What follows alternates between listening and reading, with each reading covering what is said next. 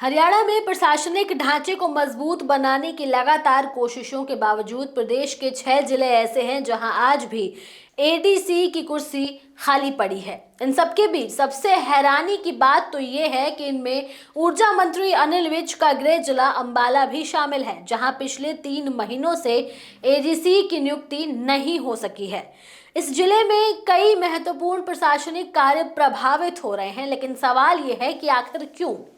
इन जिलों में अब तक एडीसी क्यों नहीं बनाए गए और इनमें कौन कौन से जिले शामिल हैं, सब बताएंगे आपको अपने इस खास रिपोर्ट में। वर्तमान में हरियाणा के 22 जिलों में से अंबाला, चरखी दादरी, कैथल, कुरुक्षेत्र, महेंद्रगढ़ और नूंह ये ऐसे जिले हैं जहां एडीसी पद खाली है। भिवानी के एडीसी दीपक बाबू लाल करवा को चरखी दादरी का अतिरिक्त चार्ज जरूर दिया गया है, लेकिन जिले में स्थायी रूप से एडीसी की तैनाती अभी नहीं की गई है। पंजाब हरियाणा हाई कोर्ट के एडवोकेट और प्रशासनिक मामलों के विशेषज्ञ हेमंत कुमार के अनुसार हरियाणा में मौजूद नियमों के तहत एडीसी पद पर आईएएस ही नहीं बल्कि सीनियर एचसीएस अधिकारी भी तैनात किए जा सकते हैं।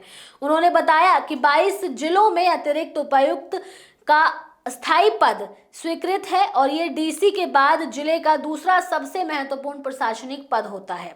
प्रशासनिक कुशलता, कार्य वितरण और नागरिक सेवाओं की सुगमता के लिए ये पद अत्यंत जरूरी माना जाता है। हेमंत कुमार ने बताया कि अक्टूबर 2020 में जारी एचसीएस कैडर संख्या आदेश आज भी लागू है, जिनमें स्पष्ट रूप से कहा गया है कि हरियाणा के 22 में से 15 जिलों के एडीसी पद एचसीएस कैडर के लिए निर्धारित किए गए हैं। वर्तमान व्यवस्था के अनुसार एचसीएस के 2016 बैच तक के अधिकारी एडीसी के रूप में तैनात किए जा सकते हैं, लेकिन वास्तविकता ये है कि 15 जिलों के स्थान पर सिर्फ 4 एचसीएस अधिकारियों को ही एडीसी नियुक्त किया गया है।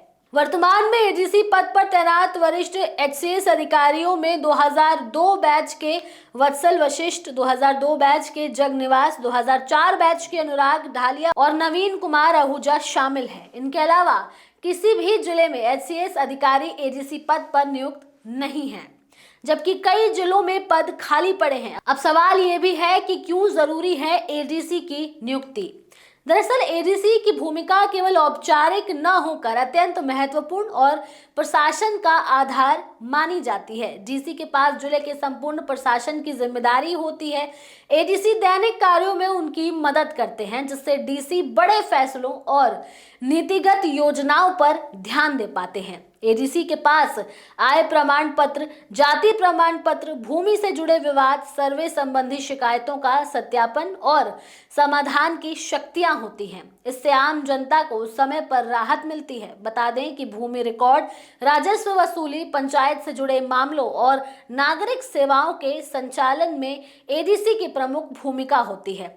इस पद के खाली रहने से जिला प्रशासन का संतुलन बिगड़ता है। जब डीसी किसी बैठक या दौरे पर होते हैं तो एडीसी उनकी जगह प्रमुख फैसले ले सकते हैं। ये जिले में निरंतर प्रशासनिक कामकाज बनाए रखने के लिए जरूरी है। इसके अलावा एडीसी को डीसी के समान कई शक्तियां प्राप्त होती हैं, जिससे वो फील्ड में प्रभावी नियंत्रण, निरीक्षण और निर्णय ले सकते हैं।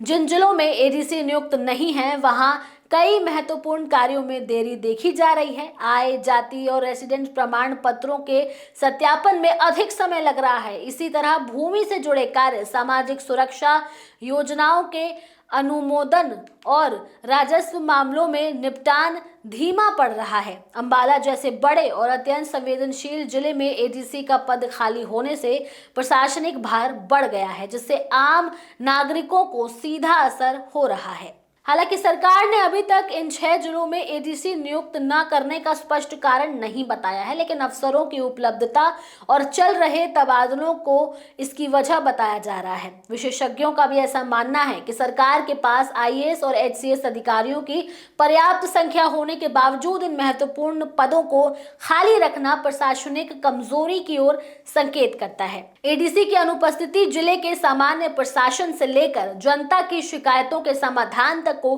प्रभावित कर रही हैं। जहां एचसीएस अधिकारियों को एडीसी बनाने के लिए नीति मौजूद है, वहीं इसका सही तरीके से पालन न होना सवाल खड़े करता है। सरकार कब तक इन खाली पदों को भरती है और प्रशासनिक मशीनरी को सुचारू रूप से चलाती है, ये देखना अब भी बाकी है। बहरहाल इस खबर में इतना ही। इस पर अपनी राय आप हमें कमेंट सेक्शन में जरूर दें। इसके साथ ही हमारे चैनल न्यूज़ टाइम को सब्सक्राइब करें, लाइक करें, शेयर करना ना भूलें। नमस्कार।